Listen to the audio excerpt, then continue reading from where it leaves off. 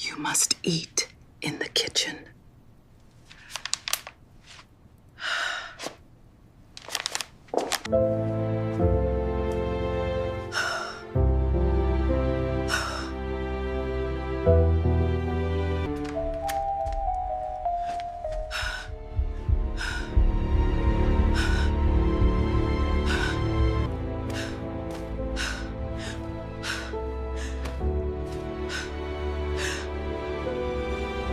On Christmas Eve, my daughter leaned close and whispered, "Mom, you'll need to eat in the kitchen tonight."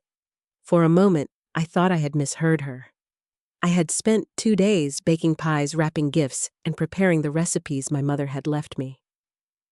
Yet beyond the doorway, her dining table was set for 12 people, and not one place card carried my name. Claire said her husband's guests were important, and that stories about my old cafeteria job might make everyone uncomfortable. I was reaching for my coat when the doorbell rang. Claire opened the door and every trace of color vanished from her face. The distinguished older man outside looked past her, stared directly at me, and spoke the maiden name I had not used in nearly 50 years. "Before I tell you who that unexpected guest was, let me ask you something. What would you have done in my place? Would you have stayed or walked out without another word? Share your honest feelings in the comments and tell me where you're watching from and what time it is there. And if stories about family betrayal and finding the strength to stand up for yourself speak to your heart, please like this video and subscribe. To understand why Claire's words cut so deeply, you need to know what my daughter and I had once meant to each other. There was a time when Claire would never have dreamed of hiding me in a kitchen. I married my husband, David Ward, when I was 24. We did not have much money, but we had a small apartment, steady work, and the kind of happiness that made ordinary days feel important. David repaired heating systems for a local company. He came home smelling of metal dust and winter air.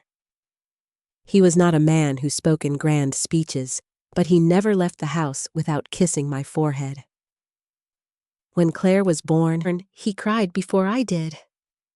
For 9 years, we were a family of 3. Then, one rainy October morning, David left for work and never came home. A delivery truck crossed the center line on a narrow road. The police officer who came to my door kept removing his hat and putting it back on. I remember staring at the wet footprints he left on my floor, because looking at them was easier than understanding his words. Claire was 9. That night, she climbed into my bed and asked, "Are you going to leave too?" I held her until morning. "No," I told her. "I'm staying. I will always stay." And I did. Before David died, I worked part-time in the cafeteria of Claire's elementary school. Afterward, I asked for every hour they could give me. Over the years, I became the cafeteria manager. It was not glamorous work. I arrived before sunrise to check deliveries, plan meals, and make sure hundreds of children were fed. I lifted heavy boxes, filled out government forms, settled arguments between employees, and learned which children needed an extra serving because dinner at home was uncertain. Some evenings, my feet hurt so badly that I sat in the car for 5 minutes before walking into our apartment. But Claire never saw me complain. I wanted her to feel safe. I wanted her to believe that losing her father had not destroyed her future. Money was always tight. I used coupons, bought clothes during clearance sales, and repaired things instead of replacing them. When Claire needed braces, I took extra shifts. When she wanted to join the school trip to Washington, D.C., I stopped buying lunch at work and saved every spare dollar. She knew what I sacrificed. At least I believed she did. When Claire was accepted into a private college in Massachusetts, she called me from her bedroom crying so hard that I could barely understand her. "We did it, Mom," she said. "We." That word meant everything to me. The financial aid package did not cover all her expenses, so I took out a small loan and emptied most of the account David and I had once called our retirement fund. I never told Claire how frightened I was. She graduated with honors. When she walked across that stage, I shouted louder than anyone in the auditorium. Claire found me afterward, wrapped both arms around me, and whispered, "Everything I become is because of you." I carried those words for years. Claire met Mark Bennett at a charity fundraiser shortly after graduation. He was handsome, confident, and polished in a way that made people listen when he spoke. He worked as a financial advisor and seemed to know everyone worth knowing. At first, Mark treated me well. He called me Mrs. Ward, pulled out my chair, and praised my cooking. "You raised an extraordinary woman," he once told me. I believed him. When Claire and Mark married, I contributed what I could to the wedding. Later, when they found a large colonial house in a wealthy Connecticut suburb, they were short on the down payment. Claire called me in tears. "This house is perfect for the family we want to build," she said. "But Mark says we may lose it." I withdrew another portion of my retirement savings. I told myself it was an investment in their future. For a while, everything seemed fine. Claire called almost every evening. She sent me photographs of Lily when she was born, then Noah 4 years later. The children spent weekends at my house. We baked cookies, played cards, and watched old movies under the same faded quilt. Then Claire began to change. It happened slowly enough that I could pretend not to notice. She started correcting the way I pronounced certain words in restaurants. "Mom," she would say softly, "people say caramel, not Carmel." She encouraged me to buy more expensive clothes, though she knew I lived on a fixed income.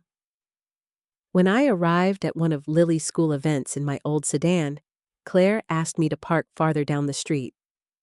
"The other parents can be judgmental," she explained. Mark became worse. He rarely asked about my life. Instead, he asked about my finances. Was my house paid off? How much did I receive from Social Security? Had I updated my will, I told myself he was only being practical because financial planning was his profession. Still, I began to feel examined rather than cared for. Over the last 3 years, Claire invited me to fewer gatherings.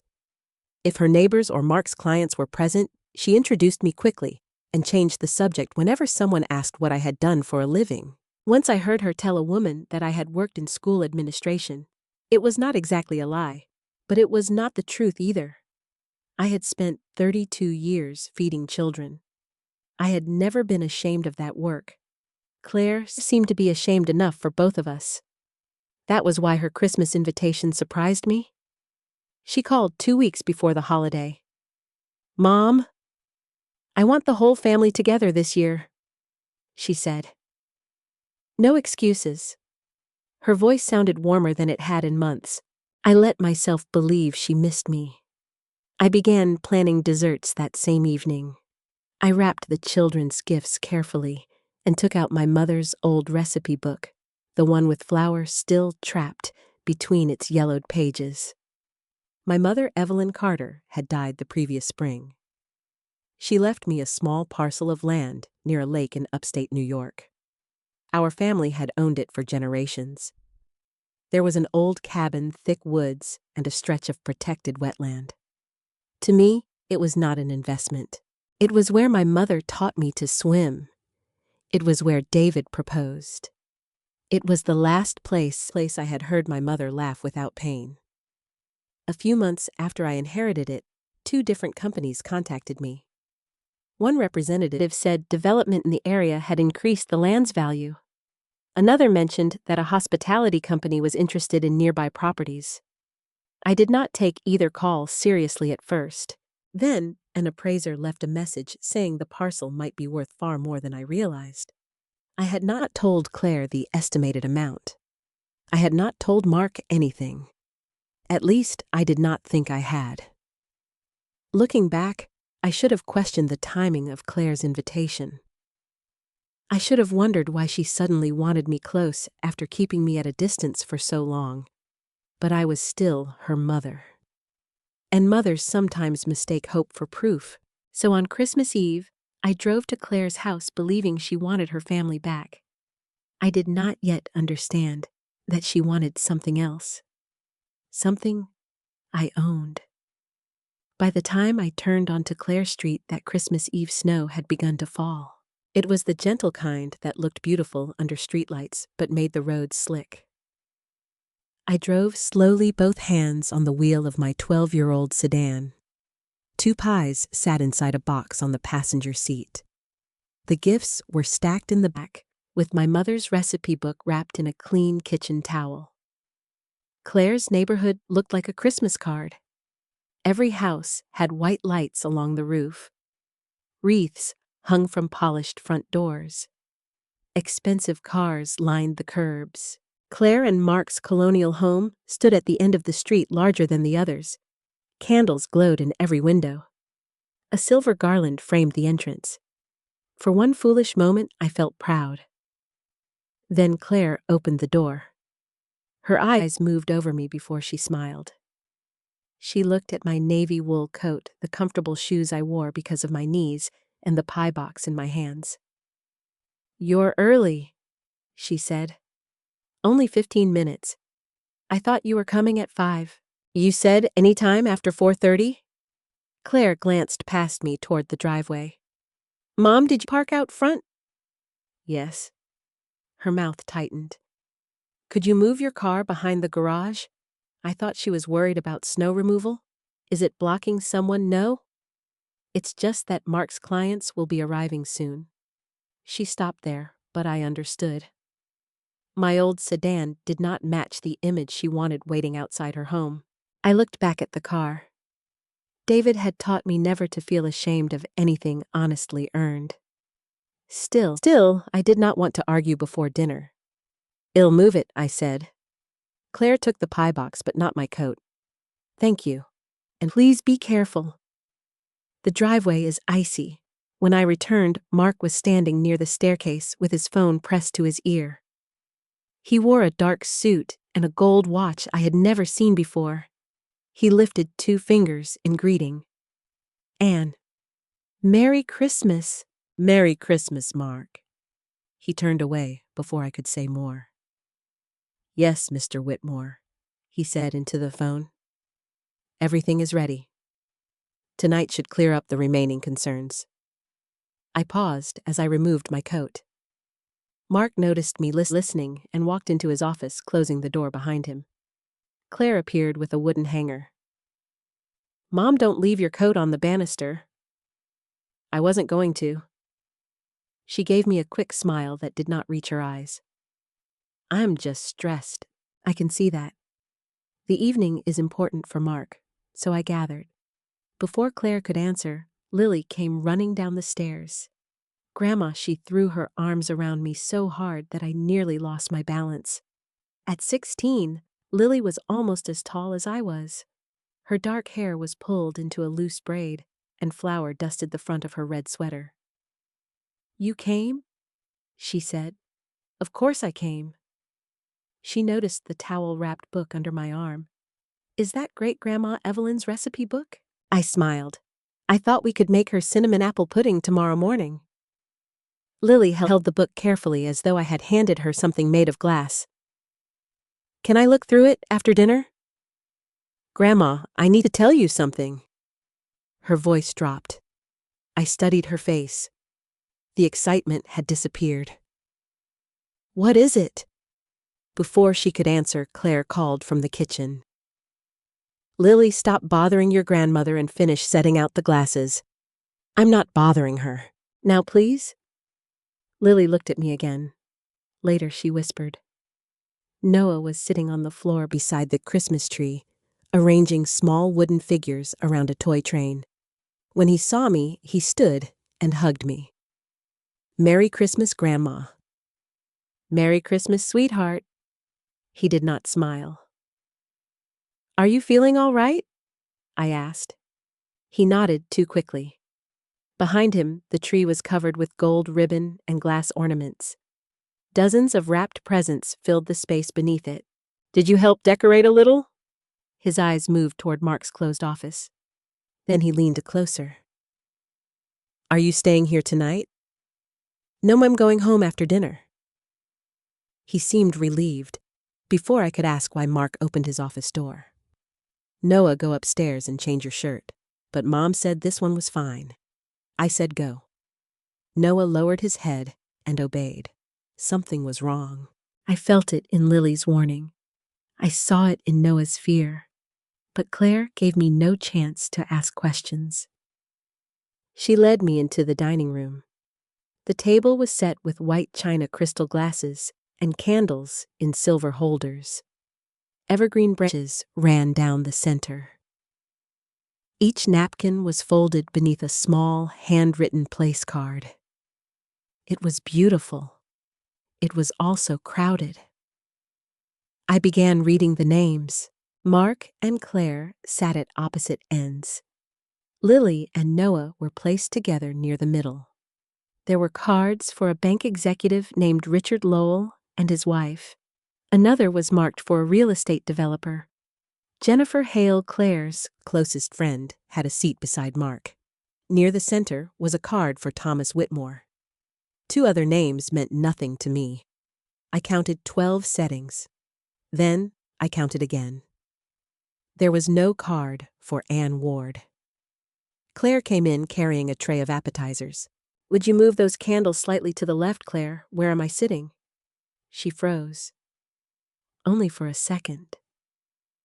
Then she placed the tray down and looked toward the hallway. "Come with me." She took my arm and guided me into the pantry beside the kitchen. The small room smelled of coffee and spices. Claire shut the door. "Mom, please don't make this difficult." I asked where M's sitting. "The table is full. I can see that. I can also see 2 people I've never heard of have seats. They're important to Mark's business. And your mother." Her face hardened. "This is exactly why I didn't want to discuss it in front of everyone." Discuss what? She folded her arms. "You'll eat in the kitchen tonight." At first I honestly believed she was joking. "The kitchen? There's a breakfast table. It's perfectly comfortable. You invited me to Christmas dinner, and you're still having dinner." Alone, Claire exhaled sharply. "Mom, Mark is trying to secure a partnership with Thomas Whitmore. This could change everything for us." "What does that have to do with where I eat?" "These people are very formal. They come from a different world." I stared at her. "And what world do I come from? That isn't what I meant." It sounded clear to me. She lowered her voice. "You have a habit of telling personal stories, family stories, stories about our old apartment, about coupons, about your cafeteria job." "My work paid for your education. I know that." "Then why are you saying it as if it were something shameful?" Claire rubbed her forehead. "I'm asking you to help me for one evening. You can serve the pies, and I'll bring your dinner into the kitchen." I felt something inside me go still.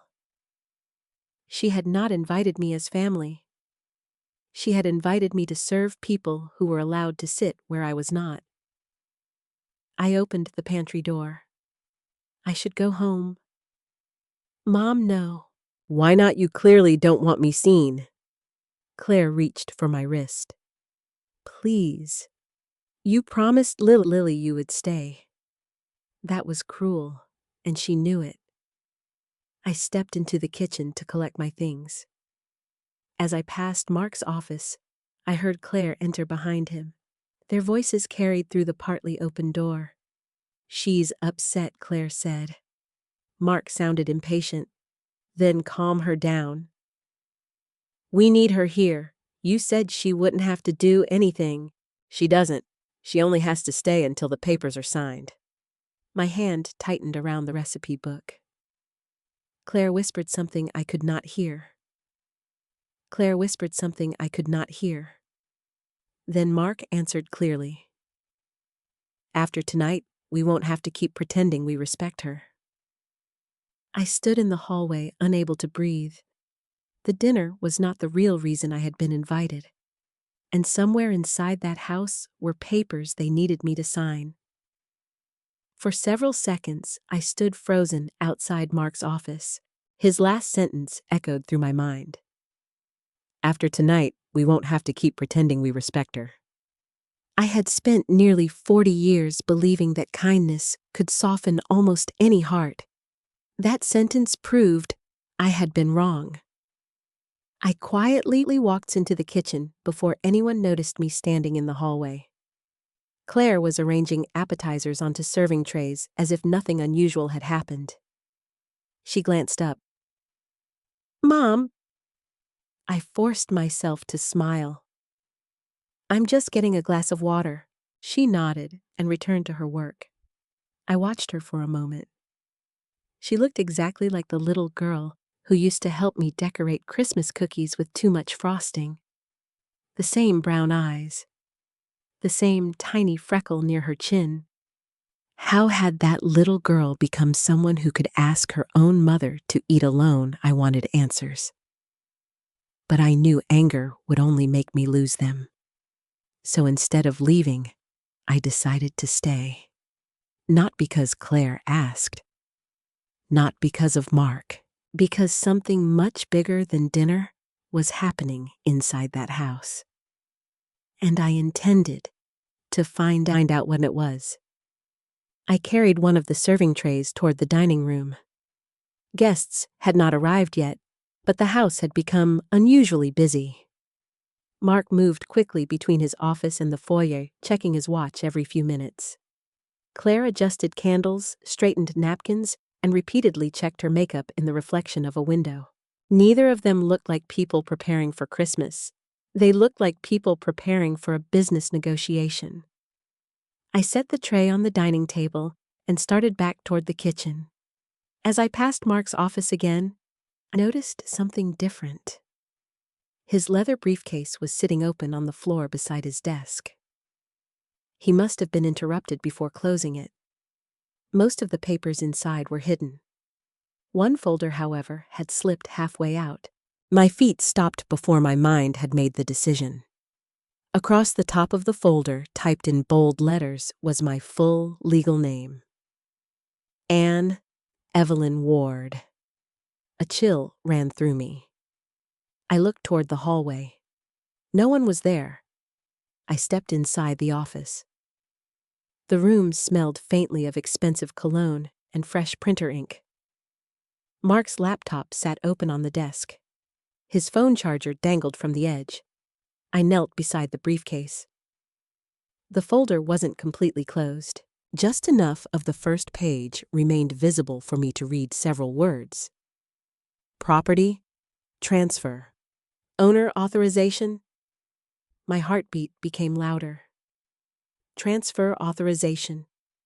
Why would my name appear on paperwork I had never seen? I reached toward the folder. Just before my fingers touched it, I heard footsteps. Heavy footsteps, coming toward the office. I stood so quickly that my knees almost gave out. Mark appeared in the doorway. For one terrifying second, neither of us spoke. He looked from my face to the open briefcase. Then he smiled. Too quickly. Looking for something, Anne. I forced myself to remain calm. I was bringing appetizers. He stepped farther into the room. You don't need to worry about anything in here. I wasn't. He closed the briefcase with one smooth motion. Business paperwork. I'm sure it is. His smile never reached his eyes. I appreciate your understanding.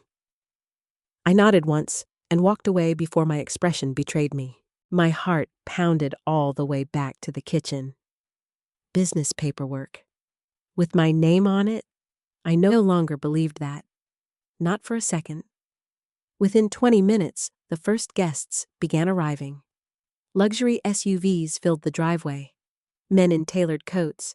Women wearing diamonds that sparkled brighter than the Christmas lights outside. Claire transformed instantly. Her nervousness disappeared. She laughed easily, complimented dresses, accepted bottles of wine, introduced everyone with effortless confidence. Watching her was almost surreal. She had become someone I barely recognized. Then something happened that hurt even more than being sent to the kitchen. A silver-haired woman smiled at me. "And you are—" Before I could answer, Claire stepped between us. "Oh, she's helping us with dinner tonight." Helping, not, "This is my mother." Not, "Anne." Just helping. The woman smiled politely. "Well, everything smells wonderful." "Thank you," Claire answered before I could speak. I quietly carried another tray back toward the kitchen. Helping.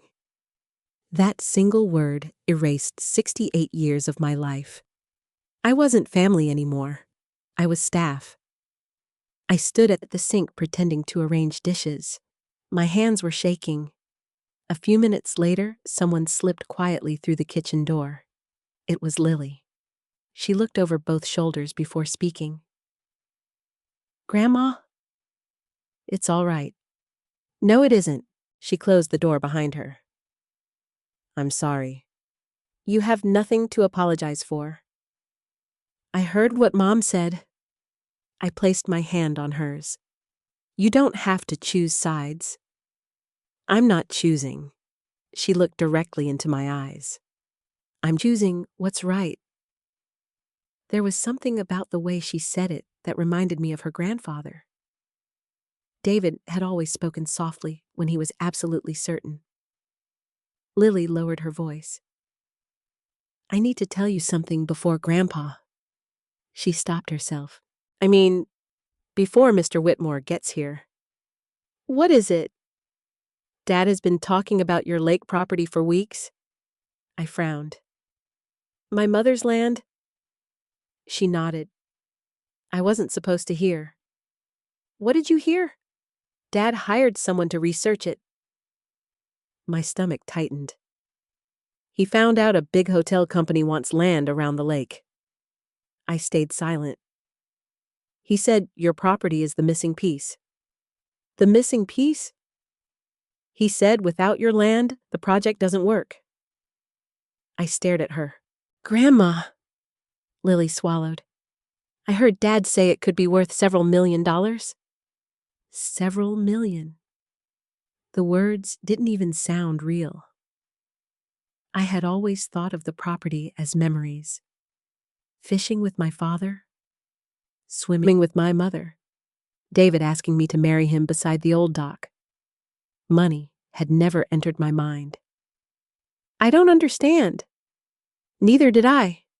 Lily looked toward the hallway again. Then something else happened. "What?" "I walked past Dad's office last week." She hesitated. Mom was sitting at his desk. So, there were papers everywhere. "What kind of papers?" "I don't know." "But," "she kept writing your name." My breathing stopped. "What do you mean?" "She had old birthday cards from you." My heart sank. "She looked at your signature." Lily's voice became barely louder than a whisper. "Then she practiced copying it." Neither of us spoke. The kitchen suddenly felt much colder. I asked her why. "What did she say?" She laughed. "And she told me adults sometimes have to practice signatures for paperwork." Lily shook her head.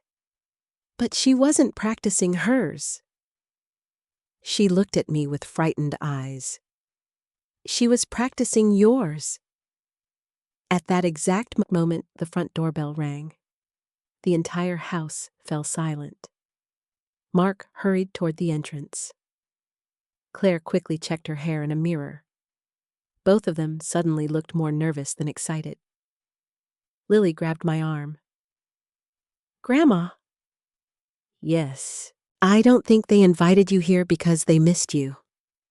Neither did I. Not anymore. The front door opened. I heard Mark's cheerful voice echo through the hallway. "Mr. Whitmore, welcome. We've been looking forward to this all evening." The moment the front door opened, every conversation inside the house stopped. I stayed where I was half hidden behind the kitchen doorway. Mark hurried forward with the biggest smile I had seen all evening. "Mr. Whitmore, welcome. It's an honor to have you here." A tall man stepped inside, brushing a few snowflakes from his dark overcoat. His hair was completely silver now. His posture was straight. His eyes were sharp. He looked like someone who had spent a lifetime making difficult decisions. Claire offered him a glass of wine. "It's wonderful to finally meet you in person, Mr. Whitmore." "Please," he replied politely. "Call me Thomas." Mark reached for his coat. "I've been looking forward to discussing the property tonight." Thomas nodded absent-mindedly. His attention had already drifted beyond Mark. His eyes swept across the room. Then they stopped. On me. For a second, neither of us moved. His expression changed from polite curiosity to complete disbelief. He took 2 slow steps forward. "No." His voice was almost a whisper. "It can't be." The room fell silent. Thomas continued walking until he stood only a few feet away. He looked directly into my face. Then he smiled. Not the polite smile he had given everyone else. A genuine smile. "Ann Carter." My heart skipped. No one had called me that in almost 50 years. I stared at him. There was something familiar about his eyes. Something buried beneath the gray hair and expensive suit. He laughed softly. "You don't recognize me." I'm sorry." "I don't blame you." He extended his hand. Thomas Whitmore. The name hit me first, then the face, then the memories. A young attorney carrying worn leather folders, coffee stains on legal papers, long afternoons in a tiny county courthouse. "You," I whispered, "you were 29. And you were the bravest young woman I'd ever met." I laughed despite everything that had happened that evening. "You had much darker hair. You had much less gray." For the first time that day, I smiled without forcing it. Thomas opened his arms. "May I?" I nodded. He hugged me warmly, not politely, not formally, like someone greeting an old friend after decades apart. When he stepped back, every guest in the room was staring. Mark looked completely confused. Claire looked terrified. Thomas turned toward everyone. "I can't believe this." He shook his head. "After all these years." Mark cleared his throat. "So, you know each other?" Thomas looked surprised. "Know each other?" He smiled again.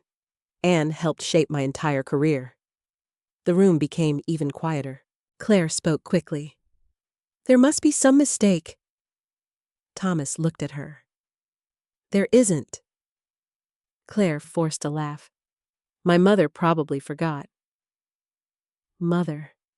It was the first time all evening she had admitted who I was. Thomas frowned. "Forgot?" Claire hesitated. "She's getting older." I looked at my daughter. She couldn't even meet my eyes. Thomas turned back toward me. "Anne, tell me you remember that courtroom." "I remember everything." He laughed. "I knew you would." One of the guests asked, "What courtroom?" Thomas didn't hesitate. 40 years ago, a development company tried to pressure Anne's family into giving up property they had owned for generations. Several people leaned closer. I was a young attorney working for legal aid." He smiled at me again. "I thought I could change the world." His smile faded. "The company had better lawyers, bigger money, and more influence. I almost quit." I remembered those days perfectly. Thomas had been intelligent, passionate, but exhausted. The people we were fighting had endless resources. Every hearing seemed to end in another delay, another obstacle, another expensive motion. Thomas looked around the room. One evening, I told Anne I didn't think we could win. He chuckled. She looked me straight in the eye and said, he looked toward me. Do you remember? I did. I told you that doing the right thing wasn't supposed to be easy. He laughed. Exactly. And then you said something I'll never forget. I smiled. If you quit because they're richer than you, they'll do this to another family tomorrow. Thomas nodded slowly. I've repeated those words dozens of times throughout my career. The room remained silent. I stayed with the case. We won. And I learned that courage sometimes comes from ordinary people, not lawyers. He looked at me warmly. I've owed Anne my respect ever since. I felt tears beginning to form, not because of the compliment, because someone still remembered who I had once been. Someone remembered my strength, while my own daughter was pretending I didn't exist. Thomas looked around the dining room. So where are you sitting, Anne? Before I could answer, Claire spoke. Mom actually prefers the kitchen. Thomas blinked. The kitchen. Claire nodded quickly. She likes being close to the food. Thomas looked at me. Is that true? I remained silent. He understood immediately. His expression changed. Slowly, deliberately. He turned toward the dining table, counted the place settings, then looked back at me. I don't see your name. Neither did I. Thomas faced Claire. Why isn't Anne eating with everyone else? Claire swallowed. The table was already full. There are 12 seats. Yes. Add another. It doesn't fit. Thomas looked at the table again. I believe it does. Mark stepped in. We planned this carefully. Thomas nodded. I'm sure you did. Then he asked the question that changed everything. Isn't Anne the legal owner of the lake property? Mark froze. Claire froze. So did I. Mark answered first. Technically. Thomas looked confused. Technically. Claire handles those matters for her. Thomas slowly turned toward me. Is that correct? No. One word, quiet, clear. No. Thomas looked back at Mark. I was told Anne had already agreed to sell. I haven't. I was told Claire was handling negotiations with your approval. I never authorized anyone. The room seemed to lose all warmth. Mark forced another smile. There must be a misunderstanding. Thomas didn't smile back. I don't think there is. He folded his hands calmly. Mark, every phone conversation we've had over the past month included one statement. Mark said nothing. You repeatedly told me Anne's memory had declined. You said lengthy business discussions tired her. You insisted it would be easier if Claire represented her. Thomas looked directly at me. You don't seem confused. I'm not. He nodded. I didn't think so. Claire suddenly stepped forward. Mom doesn't like dealing with legal paperwork. I answered before Thomas could. I've managed my own affairs since my husband died. Thomas looked at Claire. Interesting. Then he asked another question. If Anne is perfectly capable of making decisions, why was she about to eat Christmas dinner alone in the kitchen? No one answered. Not Mark. Not Claire. Not a single guest. Thomas looked around the room. His voice became quieter. I accepted tonight's invitation because I believed I was meeting the owner of the property. He looked at me. I had no idea the owner wasn't even being given a seat at the table. The silence became unbearable. Finally, Mark spoke. Perhaps we should discuss business after dinner. Thomas didn't move. I agree. He looked directly into my eyes. But first, I'd like to hear what Anne wants. For the first time that evening, I realized someone important was finally asking me the question no one else had bothered to ask. The room stayed silent after Thomas asked what I wanted. No one rushed to answer for me this time. Not Claire, not Mark. For the first time that evening, all eyes were on Menot as an inconvenience, not as someone to be hidden, but as the person who actually mattered. I took a slow breath. I want the truth. Mark stepped forward immediately. That's exactly what we're trying to provide, Anne. I raised my hand. Not from you. He stopped. I turned to Claire. Did you ask me to come tonight because you missed me, or because you needed something from me? Her lips parted. No sound came out. That's what I thought. Thomas remained still, watching everything carefully. Mark tried again. This is turning into something unnecessary. Unnecessary? I repeated. I looked directly at him. You have documents with my name on them. His expression flickered. Business documents. Transfer documents. His jaw tightened. Claire looked at him confused. What transfer? He didn't answer her. That told me everything. I stepped closer to the dining table, placing both hands on the back of a chair to steady myself. You told Mr. Whitmore that I had agreed to sell my land. Mark exhaled slowly. Anne, these are complicated negotiations. They're not complicated if I never agreed. Thomas spoke calmly. Did she sign anything? Mark hesitated. That hesitation was louder than any confession. Then he turned, walked back into his office, and returned with a folder. The same folder I had seen earlier. He held it carefully. As I said before, there may be some confusion. He opened the folder and pulled out a document. Even from across the table, I recognized the shape of the signature at the bottom. My name, written in my handwriting.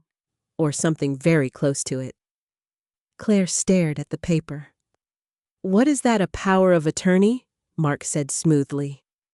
Signed last month. Claire looked at me. Mom, I didn't move. I never signed that. Mark gave a small, practiced smile. You don't remember. I remember everything I sign. Thomas stepped closer. May I, Mark? Hesitated, then handed him the document.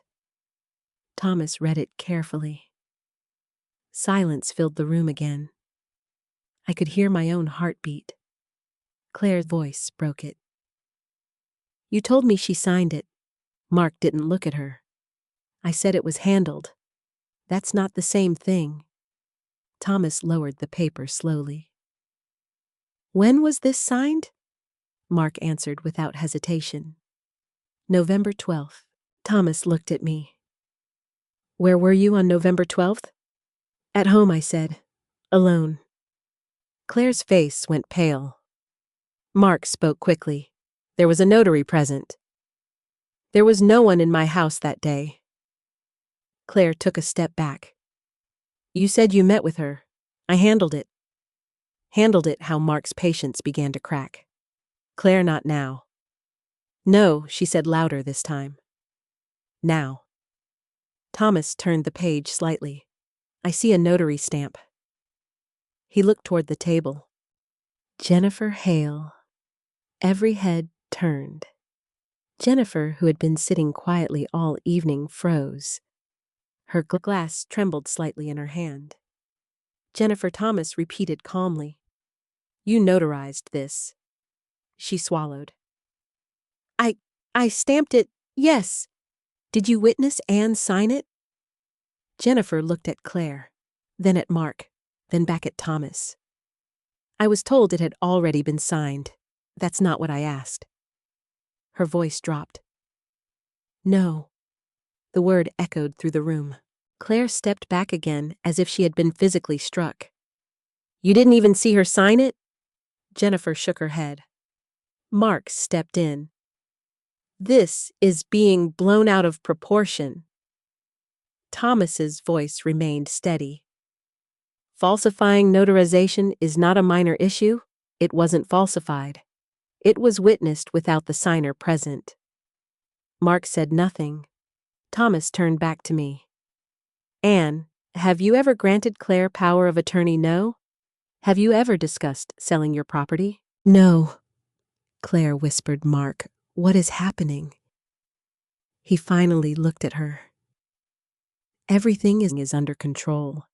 It doesn't feel under control. It is. Noah's voice came from behind us. That's not what you said before? Every adult in the room turned. Noah stood near the staircase, his small hands clenched into fists. What did I say? Mark asked sharply. You said Grandma wouldn't be able to say no anymore. Claire's head snapped toward him. What? Noah's voice shook. You told Mom that once the paperwork was done, Grandma wouldn't have any choice. Claire stared at Mark as if she had never seen him before. You said that. Mark's tone hardened. He's a child. He doesn't understand. I understand, Noah said. Tears filled his eyes. You said she might have to go somewhere safe. Claire stepped back again. What does that mean? No one answered.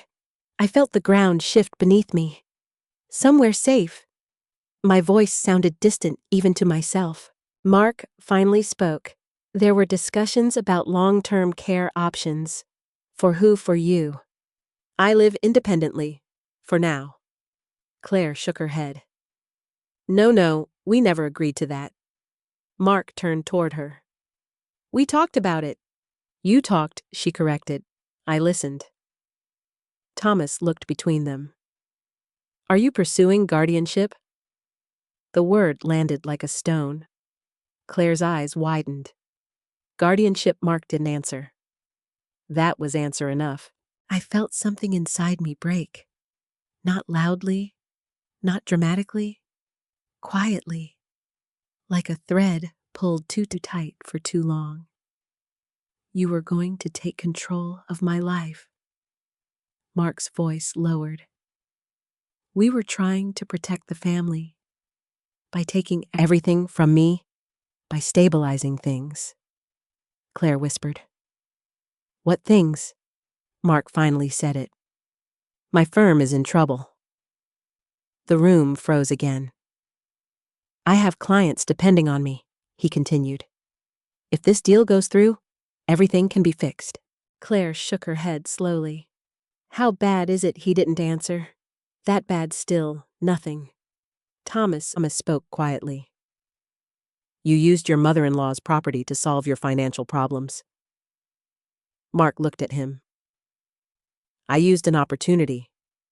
Used deception. Claire turned to me. Mom, I didn't know about the guardianship, but you knew about the land. She lowered her head.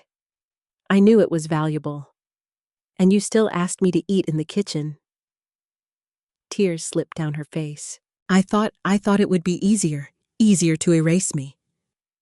She didn't answer. I looked around the room. At the empty seat that had never been meant for me. At the guests who now avoided my eyes. At the daughter who had once said everything she became was because of me. And at the man who had tried to take everything I had left.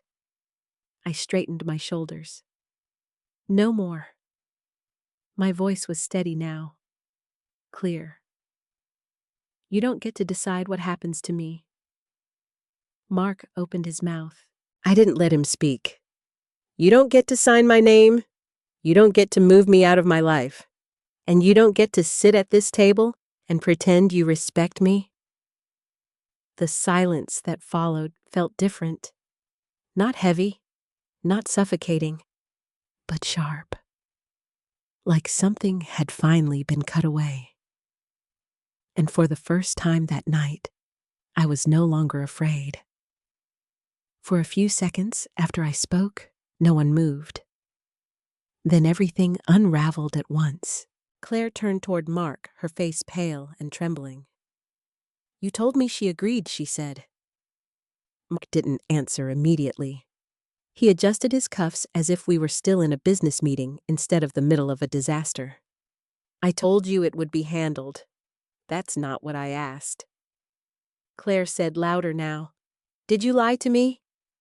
Mark's jaw tightened. I simplified the situation. Claire let out a small, broken laugh. You forged my mother's signature. I secured an opportunity. You committed fraud. The word hung in the air. Some of the guests shifted uncomfortably. One couple near the door quietly picked up their coats. Thomas didn't move. Rachel wasn't here yet, but Thomas didn't need her to see what was happening. Jennifer spoke suddenly, her voice shaking.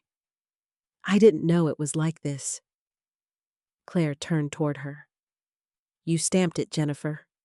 You told me it was already signed. That's not how notarizing works. I trusted you. You didn't even call me, I said quietly. Jennifer looked at me ashamed. I'm sorry. I nodded once. I believe you are. But it didn't change what had been done. Claire turned back to Mark. How much trouble are we in? Mark exhaled slowly, like a man deciding how much truth he could afford. Enough that we needed a solution.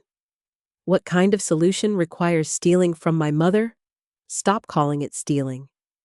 What would you call it? He didn't answer. Claire's voice cracked. Tell me the truth. All of it. Mark hesitated. Then something in his expression shifted. The careful mask dropped. We're in serious financial trouble. Claire stared at him. What does that mean? My firm is collapsing. Oh, bad investments. How bad he didn't respond. Claire stepped closer. How bad Mark millions. The word hit harder than anything else that night. Claire stumbled back slightly. No, that's not possible. It is. How long? A year. A year, she repeated. And you didn't tell me I was fixing it. By forging documents, by finding leverage. Claire looked around the room as if seeing everything for the first time. This house refinanced. My savings used. The kids' college funds. Mark didn't answer. Claire's voice dropped to a whisper. You took their future. I protected it. How is this protection I kept us afloat? You were drowning us. Their voices echoed through the room. I stood still watching, not interrupting. For years I had tried to keep peace between them. Tonight, there was no peace left to protect. Claire turned back toward me. Mom, I didn't know about most of this, but you knew enough. Tears streamed down her face. I knew we were struggling. You knew my land could fix it. She closed her eyes. Yes, and you agreed to help him. I thought we would repay you. With what she had no answer, Mark stepped forward again, trying to regain control. This doesn't need to get out of hand. It already has, Thomas said calmly. Mark ignored him. He looked directly at me. Anne, we can still resolve this. I almost laughed. Resolve it? Solve it? Yes. By doing what? By working together. Together, I repeated. You tried to take legal control of my life. It was a safeguard. It was a trap. He shook his head. You're overreacting. I stepped closer. You filed for guardianship, didn't you? Claire turned toward him sharply. You filed what? Mark hesitated. Then he said it. Yes. Claire stared at him in horror. You were going to declare my mother incompetent? It was a legal strategy. It was a lie. It was necessary. Claire shook her head. No, I never agreed to that. You agreed to help me secure the property. That's not the same thing. It leads to the same outcome. Claire's voice rose. You were going to control her money, her home, her decisions. Mark's voice dropped cold now. I was going to fix everything. At her expense. At everyone's benefit. Not hers. She wouldn't even notice. That sentence changed something inside me. I looked at him carefully. You really believe that, don't you? He didn't respond. You think I'm already gone. You're not as sharp as you used to be. I am sharp enough to understand what you tried to do. He leaned closer. You're emotional, unaware, and that's exactly why decisions should be handled by someone else. Claire stepped between us. Stop. Mark ignored her. You've been alone for years, Anne. You don't always make the best choices. I raised your wife, and she's built a life far beyond anything you could have given her. Claire flinched. That's enough, she said. But Mark kept going. You don't understand the world we live in? No, I said calmly. I understand it perfectly. He scoffed. Then you understand how important this deal is. I understand how far you're willing to go. He lowered his voice. If you cooperate, this can still end well. What does that mean? You sign the transfer? No. You let Claire represent you. No. And we walk away from the guardianship petition. Claire gasped. You'd drop it if she signs. Claire looked at me desperately. Mom, maybe we can figure something out. I turned to her. You're asking me to trust the man who tried to erase me. She broke down completely. I don't know what to do. For a moment, I saw the little girl she used to be. Lost, scared, looking to me for answers. But she wasn't a child anymore. She had made choices. I spoke gently. You start by telling the truth. She nodded slowly. Then she turned back to Mark. I won't do this anymore. His eyes narrowed. You don't have a choice. I do. You're in this too. I know. Her voice steadied. And I'm done. Mark laughed once, sharply. You think walking away fixes this? No, but it stops it. He looked around the room, at the guests, at Thomas, at me. He realized something then. The power had shifted. He wasn't controlling the situation anymore. He was exposed. And for the first time that night, he looked afraid. The room had changed. Not physically, but the air felt different. Heavier, sharper, like everyone was finally seeing the same truth at the same time. Mark stood still, his confidence slipping for the first time. Claire had moved away from him, physically, emotionally, completely, and I could see it in her eyes. She was no longer standing beside her husband. She was standing alone. I didn't feel victory. I felt something much more complicated, because even now she was still my daughter. And what came next would not only destroy Mark, it would also break what was left of her. Thomas spoke quietly. Anne, you should not sign anything tonight. I won't. He nodded. I'd also recommend legal counsel immediately. I understand. Mark let out a dry laugh. You're acting like this is a criminal case. Thomas didn't raise his voice. It may become one. That sentence landed hard. Some of the remaining guests quietly stepped away from the table. No one wanted to be associated with what was unfolding. Claire looked at Mark again. What else don't I know? He didn't answer. That silence was louder than anything he could have said. Her voice shook. Tell me everything. Now. Mark ran a hand through his hair. There's nothing else that matters tonight. That's not true. It is. No, it's not, Claire snapped. You lied to me. You used me. And now you're still trying to control what I know. He stared at her, cold, calculating. You're overreacting.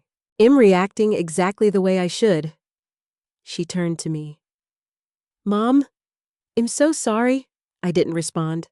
Not because I didn't hear her, but because I didn't know what to say. Apologies didn't erase what had already been done. They didn't undo the humiliation, or the betrayal, or the plan to take away my independence. Claire looked like she might collapse. I didn't know it would go this far. But it did. I said quietly. I thought we were just using me. Her eyes filled with tears again. I thought we were fixing things. By breaking me, she had no answer. Before she could say anything else, Noah stepped forward again. He looked small standing in that large room filled with adults, but his voice was steady. I have something. Claire turned to him. What do you mean? Noah hesitated. Then he reached into his pocket and pulled out a small black flash drive. I found this in Dad's office.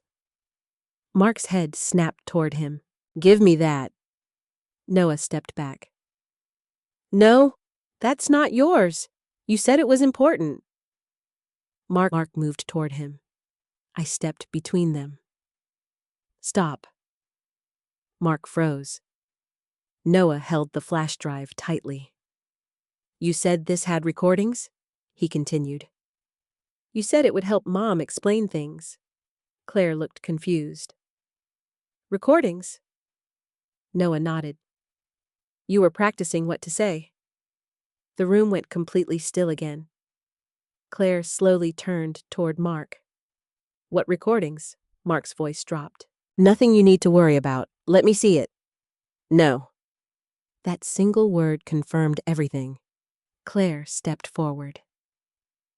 Give it to me. Mark shook his head. It's not necessary. That's not your decision anymore. For a moment, they stared at each other. Then Claire turned to Noah. Sweetheart, can I have it? Noah looked at me. I nodded gently. It's okay. He handed it to her. Claire walked over to the laptop sitting on the dining room side table. Her hands trembled as she inserted the flash drive. The screen flickered. A list of audio files appeared. Dates, times, dozens of them. Claire clicked the first one. At first, there was only static. Then Mark's voice filled the room. Calm, controlled, coaching. You need to emphasize the forgetfulness. Claire's voice followed. That feels like lying. It's not lying. It's framing. I don't like this. You don't have to like it. You just have to do it. Claire's hand flew to her mouth. The room remained silent as the recording continued. Mention the stove incident. That never happened. Then say you're worried it might. That's not the same thing. It's close enough. Claire quickly stopped the recording. Her face had gone completely pale. No. She opened another file. Her own voice again. Quieter, more uncertain. What if she refuses to sign? Mark's voice answered immediately. She won't have a choice once we file for guardianship. Claire shook her head. No. She clicked another. How long after that can we sell the property? Within weeks? And she'll be okay. She won't even notice. Claire pulled the flash drive out as if it had burned her. She turned slowly toward Mark. You said we were helping her. We are. No. Her voice broke. We were planning to take everything. Mark stepped forward again. You're letting emotions cloud your judgment. No, she said firmly. I'm finally seeing clearly. Thomas spoke quietly from across the room. That recording is significant. Claire looked at him. What does it mean? It means intent, Mark interrupted. It means nothing out of context. It means planning, Thomas replied calmly. And manipulation. Claire looked at me again. I didn't realize how far I had gone. I studied her face. For the first time that night, I believed her. Not completely, but enough to see the truth behind the excuses. She had been pulled in slowly, step by step, until she was standing somewhere she no longer recognized. Mark's voice hardened. "Give me the drive." "No." "Claire?" "No." She stepped back. "I'm done listening to you." His eyes narrowed. "You think this ends here?" "Yes." "It doesn't. It does for me." He looked around the room again, at Thomas, at me, at the guests who remained. He realized something final. There was no way to recover control. Not tonight. Not anymore. And for the first time, he didn't look confident. He looked cornered. Everything slowed down after the recording stopped. Not because the tension disappeared, because it settled into something heavier, something final.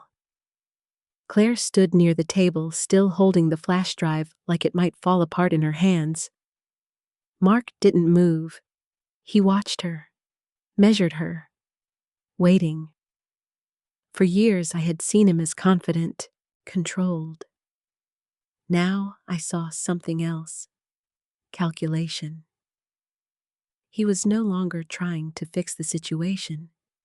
He was trying to survive it. Thomas broke the silence. "Anne, you need legal protection immediately." I nodded. "I understand." "I'm calling someone," he said. "She's worked with me for years. She'll know exactly what to do." He stepped aside and made the call. I heard him say a name, Rachel Monroe. Even in that moment, I noticed how calm his voice was. He wasn't panicking. He was preparing. Claire looked at me again. "I didn't know about the recordings. I believe you." She blinked in surprise. "You do?" "Yes." That didn't mean I trusted her, but I could see the difference now. Mark had planned. Claire had followed. That distinction mattered, but it didn't erase anything.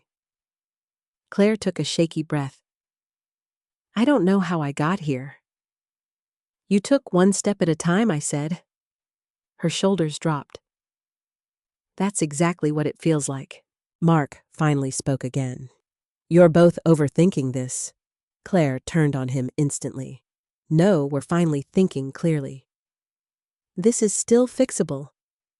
How we control the narrative." Thomas returned to the room. "I've asked Rachel to come. She'll be here shortly." Mark let out a short laugh. "You called a lawyer on Christmas Eve. I called the right person." Claire's voice was quiet now. "What happens next?" Thomas answered her directly. "That depends on what you choose to do." Mark stepped forward. "No, that depends on what Anne chooses." He looked at me. "You can end this tonight." I met his gaze. "How you sign the transfer. We cancel everything else." Claire stared at him. "You're still doing this?" "Yes." After everything, he still believed he could win. I shook my head slowly. "No." His expression hardened. "Think carefully. I already have. You're putting your family at risk. You did that. You're making it worse." "No. I'm stopping it." He stepped closer. "If this goes public, it already has." I gestured to the room. "To every person here." The remaining guests looked away. Mark's voice dropped. "You don't understand what exposure will do. I understand exactly what silence would do." He clenched his jaw. Claire could be charged. Claire flinched. "I didn't. She made choices. She followed my lead." "That doesn't make her innocent," Claire whispered. "Mom?" I turned to her. "You need to hear this." Her eyes filled with fear. If you tell the truth, you have a chance to rebuild your life. And if I don't, you lose it completely. Mark cut in. Or she protects her family. Claire looked at him. This isn't protection. It is. You used me. I trusted you. You needed me. Claire shook her head. No, you needed access. That landed harder than anything else. Mark's silence confirmed it. Thomas spoke again. And there's something else you should know. I looked at him. We had concerns about this deal before tonight. Mark turned sharply. What our compliance team reviewed your financial disclosures, and there were inconsistencies. Mark's face tightened. Minor discrepancies. Not minor. Thomas' voice remained calm. We were planning to address them tonight. Claire looked between them. You knew we suspected, and you still came. I came to verify. He looked at me. And to ensure you weren't being exploited. Mark scoffed. Exploit is a strong word. It's an accurate one. The room went quiet again. Then Rachel arrived. She didn't look like someone rushing to a holiday emergency. She looked prepared, composed, focused. She introduced herself briefly, then went straight to the table.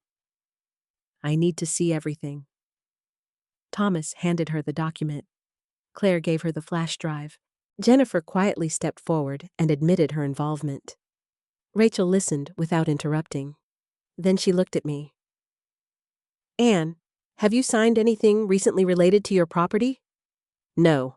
Have you granted power of attorney to anyone? No. Have you discussed guardianship with your daughter? No. Rachel nodded. Then she turned to Mark. You understand the seriousness of this? He crossed his arms. I understand people are overreacting. You forged a legal document. I executed a necessary step. You created a false authorization. You can't prove that. Rachel held up the paper. The signature alone raises concerns. She pointed to the notary stamp. And this confirms it. Jennifer spoke quietly. I didn't witness the signing. Rachel nodded. Thank you for your honesty. She turned back to Mark. This is not a misunderstanding. It's a legal violation. Mark's voice dropped. You're making assumptions. I'm stating facts. Claire stepped forward. There are recordings. Rachel looked at her. May I? Claire nodded and handed her the drive. Rachel listened to a few clips. Her expression didn't change, but her voice did. This establishes intent. Mark didn't respond. Rachel continued. There's more. She looked at Claire. Do you have access to your financial documents? Claire hesitated. Yes. Bring them. Claire moved quickly, almost grateful to have something to do. She returned with a folder from the office. Rachel opened it, reviewed several pages. Then she looked up. Mark, you forged more than one signature. The room went silent again. Claire froze. What Rachel turned the folder toward her. These loan documents? Claire leaned closer. That's my name? Yes. I didn't sign those. I know. Claire looked at Mark slowly. You used me too. He didn't deny it. That was the final piece. The last illusion shattered. Claire stepped back as if she had been physically struck. I trusted you. You benefited. I was supposed to be your partner. You were.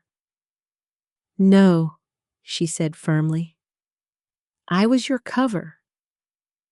For the first time that night, Mark had no answer. And for the first time, Claire stopped looking at him for direction.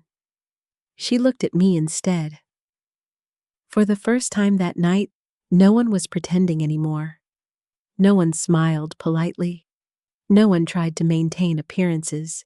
The truth had stripped everything down to what it really was. And what remained was ugly. Claire stood in the center of the room, her entire world collapsing in front of her. Mark stood a few feet away, no longer trying to charm or persuade, just calculating, always calculating. Rachel closed the folder slowly. "This doesn't stay in this room," she said. Mark gave a short, humorless laugh. "You don't control that." "No," she replied calmly. "The law does." That word again. Law. It no longer sounded distant. It sounded close. Very close. Claire looked between them. What had happened now? Rachel turned to her. "That depends on whether you cooperate." Claire swallowed. "With who? With the truth?" Mark stepped forward immediately.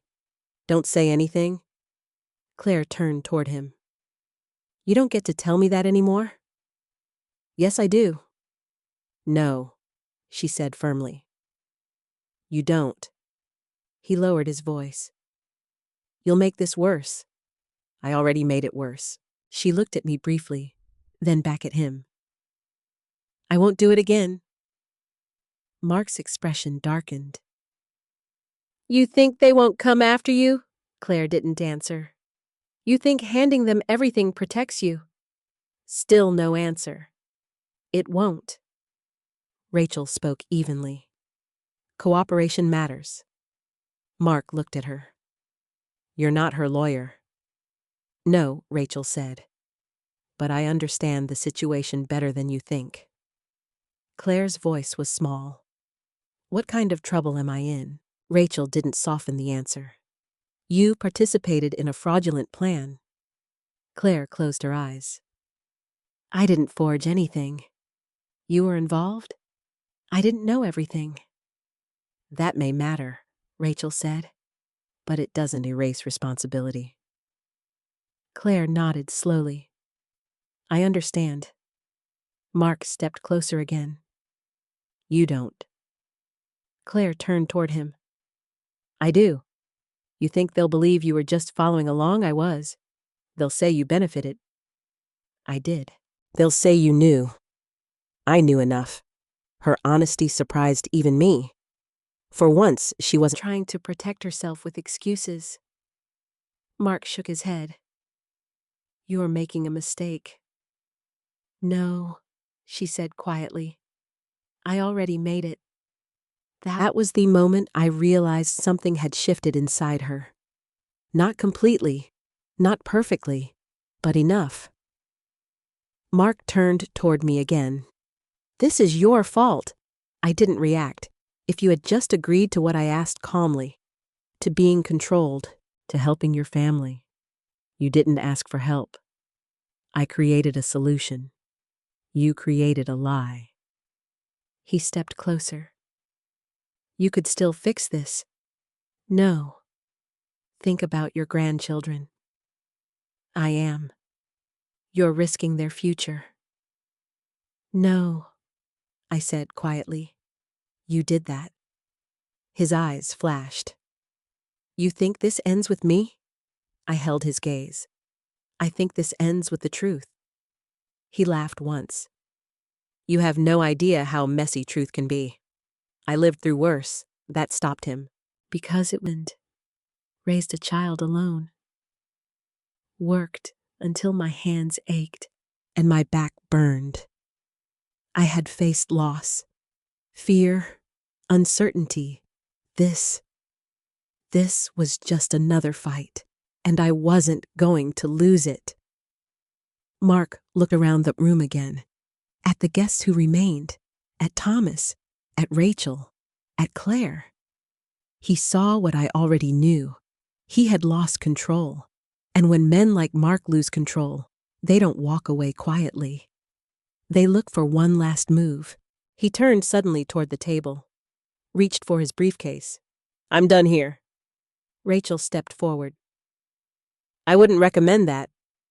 He ignored her, opened the case, started pulling out documents. "Those are relevant," Rachel said. "They're mine.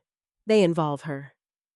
He paused, then slowly looked up at me. "You want to fight? I want my life back." You're going to regret this. No, I said. You are. For a moment, we stood there. Two people who understood exactly what was at stake. Then he tried something else. He turned toward Claire. You think leaving me fixes anything? Claire didn't move.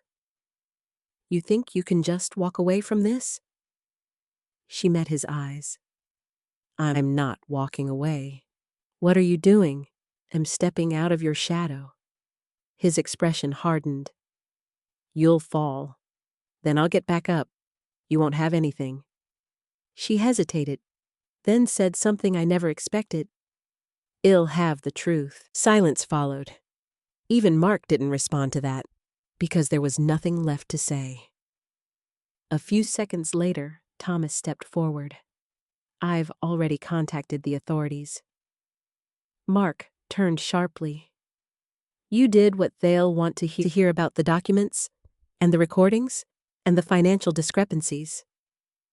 Mark stared at him. You're overstepping. I'm protecting a client. I'm not your client. Thomas shook his head. No. He glanced at me. She is. That changed everything. Mark closed his briefcase slowly. His movements were no longer rushed. They were controlled again, but not confident. Resigned.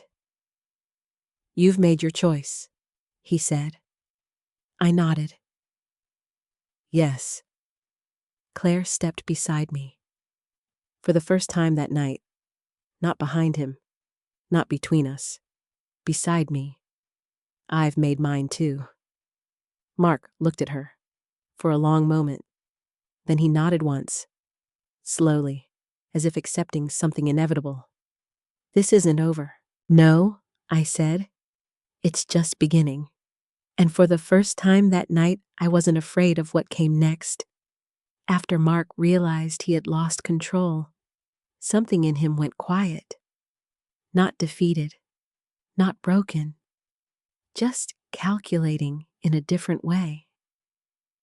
He closed his briefcase slowly, like a man deciding what to abandon and what to keep. Then he looked at Claire. Think carefully about what you're doing. Claire didn't hesitate this time. I am. You're choosing them over your own family. No, she said firmly. I'm choosing what's right over what's easy. Mark gave a small, cold smile. You think they'll protect you? Claire shook her head. I'm not asking for protection. Then what are you asking for? For the truth to be enough. That answer landed harder than anything else she had said all night, because it meant she had finally stopped bargaining, stopped negotiating, stopped trying to win, and started accepting. Mark looked at me one last time. You're making a mistake, Anne. I met his gaze. No. His eyes narrowed slightly. You had a chance to help your daughter. I still do. Not like this. Exactly like this. He studied me for a moment, then nodded once, as if he had reached a final conclusion. This will cost her everything. I didn't look away. Then shall learn what things are worth keeping. Claire inhaled sharply. Mark turned toward the door. No anger, no shouting, just a quiet, controlled exit. But before he reached it, he stopped. Without turning around, he said, This isn't over. Thomas answered him calmly. No, it isn't. Mark left. The front door closed behind him with a dull, final sound. And just like that, the man who had controlled everything in that house was gone. For a few seconds, no one moved. No one spoke. The silence felt different now. Not tense, not dangerous, just empty. Claire stood in the middle of the room staring at the door, as if she expected him to come back, as if part of her still believed he might fix everything. He didn't. He wouldn't. She turned slowly toward me. I didn't see it. Her voice was barely above a whisper. I didn't see how far he had gone. I didn't answer right away. Because the truth was, she had seen parts of it. She had just chosen not to look too closely. I saw enough, I said finally. Her eyes filled again. I thought I could manage it. You thought you could control it. She nodded. Yes. And instead, it controlled you. She didn't argue. She just lowered her head. I'm sorry. I believed her. That didn't make it easier. I know. Claire took a step closer. I never wanted to hurt you, but you did. I know. She wiped her eyes. I was ashamed. That word hit harder than anything else she had said. Ashamed of where I came from. I let that sit in the air. Then asked quietly, and where is that? She looked up at me. At you. The honesty was brutal, but it was also real. I spent so many years trying to be someone else, she continued. Someone polished, successful, accepted, and I didn't fit that image. No, she whispered. The room was completely silent again. No one interrupted. No one moved. Even the guests who remained seemed frozen in place. I took a slow breath. You know what I remember? Claire shook her head. I remember a little girl who used to sit at the kitchen table and tell me she wanted to be brave. Her face softened slightly. I remember her saying she didn't care what anyone thought as long as she was doing the right thing. Claire closed her eyes. I remember that girl too. Then what happened to her? Claire didn't answer immediately. When she did, her voice was quiet. I traded her for approval. No one spoke, because there was nothing to add to that. Thomas stepped forward gently. Anne, you don't have to decide anything tonight. I know. You've been through a lot. I have. Rachel closed the folder and placed it on the table. Well, need to secure your documents and file a response quickly, she said. I'll handle it, I replied. Claire looked at Rachel. What happens to me, Rachel didn't sugarcoat it. That depends on what you do next. Claire nodded slowly. I'll cooperate. With everything? Yes. Rachel studied her. Then that will matter. Claire turned back to me. I don't expect you to forgive me. I appreciated that, because forgiveness wasn't something she could ask for. Not yet. Good, I said. She looked surprised. Because I'm not ready to give it. Her shoulders dropped. I understand, but that doesn't mean I'm done with you. Her eyes lifted slightly. It was a small movement, but full of hope. I'm still your mother. Tears spilled down her face again. And I'm still your daughter. Yes, I said. You are. That didn't erase anything. It didn't fix anything. But it meant something still existed between us. Something not completely destroyed. Lily stepped forward quietly. Grandma, yes, sweetheart. Can we still have dessert? For a moment, no one knew how to respond. Then I smiled. A real smile. Yes, I said, we can. Because even in the middle of everything, life didn't stop. And neither would I. I walked to the kitchen. Picked up the pies I had made. The same pies I had been asked to serve like hired help. And carried them back into the dining room. But this time, I didn't feel like I was serving anyone. I felt like I was reclaiming something. Not just the table. Not just the evening. My place. The house didn't feel like Claire's home anymore. It felt like a place where something had been exposed and couldn't be hidden again. The decorations were still there. The lights, the tree, the carefully arranged table. But none of it meant the same thing. Not after the truth. I stood in the dining room holding a knife and slicing the pie I had brought. The same pie I had been told to serve and then disappear. Now I was standing at the head of the table. Not because someone offered me the seat, because I chose to take it. Claire watched me quietly. She didn't sit down. She didn't touch the food. She just stood there as if unsure where she belonged. That more than anything told me how much had changed. Rachel closed her folder and turned to me. Anne, we need to talk about immediate steps. I nodded. Tell me. First, you need to secure your property legally. I understand. Second, we respond to the guardianship filing before it moves forward. Claire looked up. They already filed. Rachel glanced at her. Yes.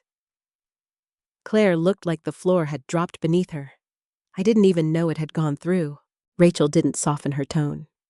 That's how these things work when someone else is controlling the process. Claire swallowed hard. And the documents, they're invalid, Rachel said. But we still need to formally challenge them. I listened carefully. For years I had handled my own bills, my own paperwork, my own decisions. But this was different. This was someone trying to take everything from me using the system itself. Rachel continued. There's also the issue of financial misconduct. Claire looked down. Ill cooperate. Rachel studied her. That will help you. Claire nodded. I don't want to lie anymore. That mattered, but it didn't erase what had already been done. Thomas stepped closer. And there's something else you should consider. I looked at him. The property. Yes. You don't have to sell. I wasn't planning to. He nodded slightly. Good. Claire looked confused. I thought that's why all of this. It wasn't, I said quietly. She frowned. Then why didn't you tell me what it was worth? I held her gaze. Because I didn't want it to change how you saw me. She flinched. It had, long before the number was even spoken. I placed the knife down carefully. There's something you should know. Claire looked at me uncertain. I met with a lawyer 2 weeks ago. Rachel raised an eyebrow, slightly surprised. I had questions about the property, I continued, about what it could become. Claire blinked. You already knew I knew enough. What were you going to do? I took a slow breath. I wasn't going to sell it. She stared at me. Then what I was going to protect it. For what? For something that mattered. The room went quiet again. Even Thomas leaned in slightly. I was planning to put most of the land into a conservation trust. Claire looked confused. A trust? Yes. So no one could take it. So no one could destroy it. I paused. And I was going to use part of it for something else. What? A retreat. Claire frowned. For who? For women like me? She didn't understand at first. For women who lost their husbands, I continued, who spent their lives taking care of others. For women who were left behind or pushed aside. My voice didn't shake. Not this time. For women who were made to feel invisible. Claire's eyes filled again. I was going to build something meaningful. I looked at her directly. And I was going to ask you to help me. Her breath caught. What I thought it could bring us back together. I didn't look away. I thought we could build something as a family. Claire covered her mouth with her hand. You were going to trust me with that? Yes. Silence filled the room. Not heavy this time. Just full. Full of everything that could have been. Claire shook her head slowly. I don't deserve that. No, I said honestly. Not right now. She nodded. I know. That was the difference. Before she would have argued, defended herself, minimized what she had done. Now she accepted it. That didn't fix anything, but it meant something had changed. Rachel spoke again. Anne, we can structure this properly. I want that. We'll make sure no one can interfere with it. Good. Thomas added quietly. If you need support, my company can help, without controlling anything. I smiled slightly. I appreciate that. Claire stepped closer. Not too close, just enough. What happens to me now? I looked at her. Legally? Yes, you face consequences. She nodded. And with you? That question was harder. I didn't answer immediately, because the truth mattered, and I wasn't going to pretend. You don't get to come back to everything the way it was. I understand. You don't get to make decisions for me? I know. You don't get access to my finances? I don't want it. I studied her face. She meant that, at least in that moment. But I continued, you don't lose me either. Her eyes lifted slightly, not completely. Tears fell again. I don't deserve that. Probably not. But am still your mother. Her voice broke. And am still your daughter. Yes. The words felt different this time. Not comforting, not easy, but real. I stepped back from the table, looked around the room, at the empty seats, at the untouched food, at everything that had been planned so carefully and fallen apart so completely. Then I made one final decision. This house, I said quietly, was never supposed to be where I lost my place. Claire looked at me. It is. I walked to the head of the table, pulled out the chair, and sat down. Not because anyone invited me, because it was where I belonged. The weeks after Christmas did not feel like weeks. They felt like a long, quiet unraveling. No dramatic scenes, no shouting, just consequences arriving one by one. Mark was the first to fall. Not publicly at first. Quietly. Systematically. Rachel had moved fast. Within days, she filed formal objections to the guardianship petition. The court scheduled a review. The forged document was submitted as evidence. So were the recordings. So were the financial inconsistencies. Everything that had been hidden began to surface. Mark tried to stay ahead of it. He called Claire repeatedly. She didn't answer. He sent messages.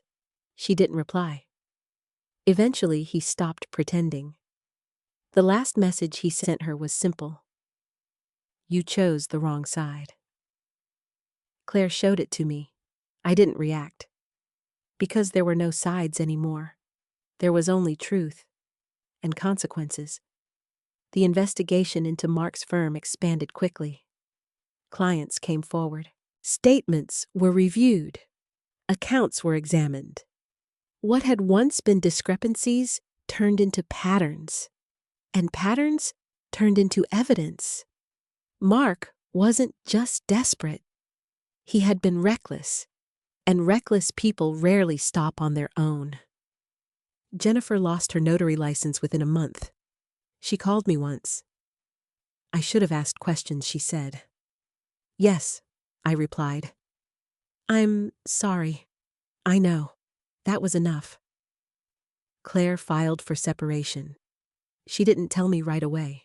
I found out when she showed up at my house with 2 suitcases and the children.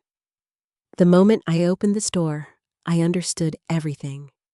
She looked smaller. Not physically, but emotionally. Like someone who had lost the structure they leaned on and didn't know how to stand without it. Mom, she said softly. Come in, no questions. Not yet. Lily hugged me first, tightly, as if she had been holding something in for too long. Noah followed, quieter, but just as close. I stepped aside. Claire walked in slowly. She looked around my living room, the same one she had once tried to distance herself from. Nothing had changed. The same couch, the same worn rug, the same framed photos on the wall. But something in her had. "I sold the house," she said. I nodded. "I figured. We had no choice." "I know. The debts I know." She sat down carefully, as if unsure she deserved the space. "I'm renting an apartment. We're not far?" "Good." There was a long silence. Then she said, "I got a job." That surprised me. "Doing what administrative work at a community center." I nodded slowly. "That's honest work." She looked at me. "I used to think it wasn't enough." I didn't respond. I was wrong. "Yes," I said quietly. "You were." She didn't argue. That mattered. The children adjusted faster than I expected. Lily focused on school. Noah stayed close to Claire as if afraid she might disappear too. I visited often, but I didn't move in. I didn't take over. I didn't rescue. Because this part she had to do herself. We set boundaries. Clear ones. Claire didn't have access to my finances. She didn't handle any paperwork for me. She didn't make decisions on my behalf. If we met, it was intentional, respectful, careful. Not because I didn't love her. Because love without boundaries had brought us here, and I wasn't going back. The court hearing came faster than expected. Rachel prepared everything. The recordings, the forged document, the financial evidence. Claire agreed to testify. That was her turning point. Not her apology. Not her tears. Her decision to stand in a room and tell the truth, even when it could hurt her. She told them everything. What she knew. What she ignored. What she justified. What she regretted. She didn't protect Mark. She didn't protect herself. She told the truth. That mattered. The guardianship petition was dismissed. Completely. Not delayed. Not reconsidered. Dismissed. The judge made it clear there was no evidence I was incapable of managing my own life. Only evidence that someone had tried to make it appear that way. Mark's legal situation worsened. Charges were discussed. Negotiations began. Nothing was finalized yet, but the direction was clear. Claire faced consequences too. Not as severe, but real. She had participated. Even if she hadn't led, she accepted it. No arguments, no bargaining, just acceptance. That was new. The most surprising moment came 3 weeks after the hearing. Claire came to see me, alone. No children, no excuses, no explanations. She sat across from me at the kitchen table, the same table where she had once sat as a child. I gave Rachel something she said. "What an email." I frowned. What email one I should have deleted? "Why didn't you?" "Because it proves I knew more than I admitted at first." I studied her. "And you gave it to her anyway." "Yes." Why, she looked down. "Because I am done lying." That was the moment I realized something had truly changed. Not perfectly, not completely, but deeply. She was no longer trying to look better. She was trying to be better. And that is much harder. I leaned back slightly. "That will make things harder for you." "I know." "You might face more consequences." "I know." "Then why do it?" She met my eyes. "Because if I don't, I become him." Silence filled the room. Not heavy, not painful, just honest. I nodded slowly. "That's the right reason." She didn't smile. She didn't relax. But something in her steadied, like she had finally found solid ground. And for the first time since that Christmas Eve, I believed she might be able to stand on it. By the time spring arrived, everything had changed. Not all at once, not in a single moment, but steadily, like the slow melting of ice after a long winter. Mark's case moved forward. Charges were filed, not just for the document he created in my name, but for the patterns Rachel and the investigators uncovered. Misuse of client funds, false disclosures, forgery. It was no longer a private family matter. It had become something much larger. Claire followed through on her cooperation. She testified again, provided documents, answered questions she could have avoided. It didn't erase what she had done, but it showed something else: accountability. The court offered her a plea agreement. Not freedom from consequences, but a path forward: probation, community service, financial restitution tied to the damage caused, mandatory counseling. Claire accepted without argument. That mattered more than anything, because the old Claire would have fought it, denied it, blamed someone else. This Claire accepted it. I attended the hearing. I didn't sit beside her. I didn't speak for her. I sat in the back, and I watched, not as someone who could fix things, but as someone who needed to see how they would be handled. Claire didn't look at me during the proceedings. She didn't search for reassurance. She stood on her own. That was new. Afterward, she walked toward me slowly. "I didn't ask you to come." "I know. Thank you for being here." I nodded. "That's all I can offer right now. I understand." And she did. No pressure. No expectation. Just acceptance. That was progress. Hearthstone House began as an idea. Now it became something real. The land that had nearly torn my family apart was being rebuilt into something meaningful. Construction started in early summer. The old cabin was restored first. Carefully, respectfully. Not replaced, not modernized beyond recognition. Preserved, just like the memories tied to it.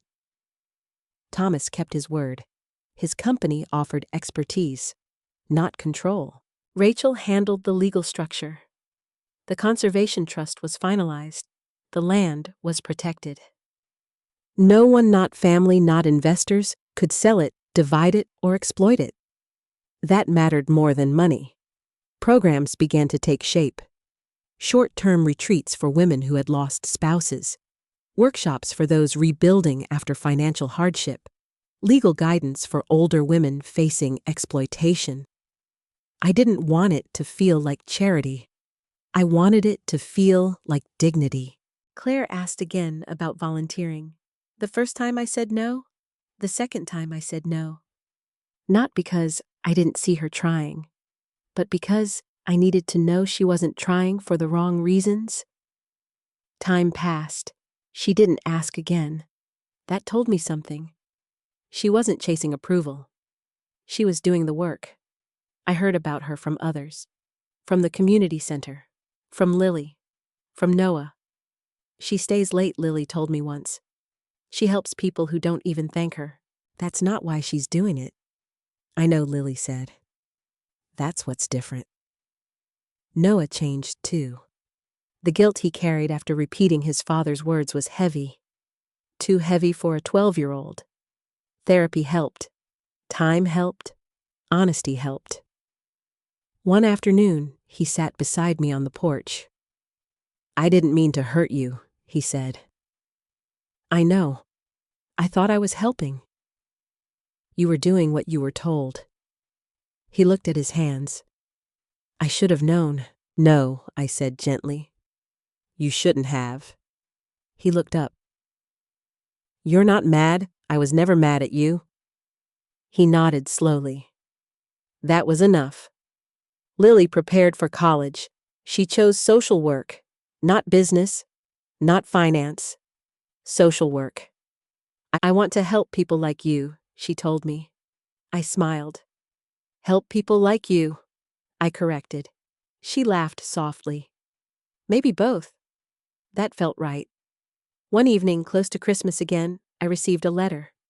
Handwritten, careful, deliberate. It was from Claire. Not a message, not a text. A letter. I sat at the kitchen table and read it slowly. She didn't ask for forgiveness. She didn't justify anything. She didn't mention money, or the property, or the past. She wrote about what she had learned, about the women she met at the center, about listening instead of speaking, about seeing people she once would have overlooked. And at the end, she wrote one sentence that stayed with me. I'm not asking for a place at your table. I'm asking for the chance to earn one someday. I folded the letter carefully, and I sat there for a long time, thinking, not about the past, not about what she had done, but about what came next. Because forgiveness isn't a moment, it's a process, and so is trust. And for the first time since that Christmas Eve, I realized something. We weren't finished. We were just beginning again. 1 year later, Christmas Eve came again, but everything about it felt different. I stood at the edge of the lake, watching the last light fade behind the trees. Snow rested lightly on the ground, untouched and quiet. Hearthstone House stood just behind me. Finished. Warm. Alive. The old cabin had been restored, but now it was part of something larger. A place that had once held only my memories now held space for others. Women arrived that afternoon. Some alone, some with quiet stories written into their faces. A widow who had lost her husband after 40 years. A woman rebuilding her life after her children took control of her finances. Another who had simply been forgotten. Each one carried something heavy, and each one had a place waiting for her. Inside the dining room was ready. Long tables, soft lights, simple decorations, no extravagance, no performance, just warmth. And something more important, respect. Every seat had a name card. Every person belonged there. No one was hidden. No one was pushed aside. That mattered to me more than anything. Lily and Noah were already inside helping set the final plates. Lily looked older, stronger, purposeful. Noah smiled more easily now. The weight he once carried had begun to lift. Thomas arrived just before sunset. He didn't come as a businessman. He came as a friend. Rachel followed shortly after. Still composed, still sharp. But softer now in a way I hadn't noticed before. They didn't take the head of the table. They didn't expect anything. They simply joined. That mattered too. Then Claire arrived. She came early, not as a guest, as a volunteer. She wore simple clothes, no jewelry, no performance. She walked into the kitchen without hesitation and started working. Chopping vegetables, setting trays, cleaning as she went. No announcements, no explanations, just work. I watched her for a moment, quietly. She didn't notice me. That was part of the change. She wasn't looking for approval anymore. She wasn't watching to see if I was watching. She was simply doing what needed to be done. For months, I had seen this version of her, not in big gestures, but in small, consistent ones, showing up, listening, helping, without asking for anything in return. That mattered more than any apology. Dinner time came. The women gathered around the table, some nervous, some unsure, some already beginning to relax. I stood at the head of the table, not because I needed to lead, but because I needed to welcome. Tonight, I said gently, no one eats alone. A few women smiled. Others blinked back tears. I understood, because I had been there, once. Claire stayed in the kitchen. She didn't come out when dinner began. She didn't assume she had a place. That told me everything I needed to know. She had finally learned the difference between being included and earning it. I walked into the kitchen. She looked up surprised. Everything okay? Yes. You need anything? Yes. She wiped her hands quickly. I held out a small card. She looked at it, confused. Then she read the name. Her name. Claire Bennett. Her hands trembled slightly. I don't think I do. She looked at me carefully. This doesn't mean everything is fixed. I know. This doesn't erase what happened. I know. This means you have a place tonight. Tears filled her eyes. But only if you understand why. I do, she said quietly. Then come sit. She hesitated, just for a moment, then nodded and followed me. When we walked into the dining room together, no one stared, no one whispered, no one judged, because that wasn't the kind of place this was. Claire took the seat beside me, not at the head, not at the center, beside me. That mattered.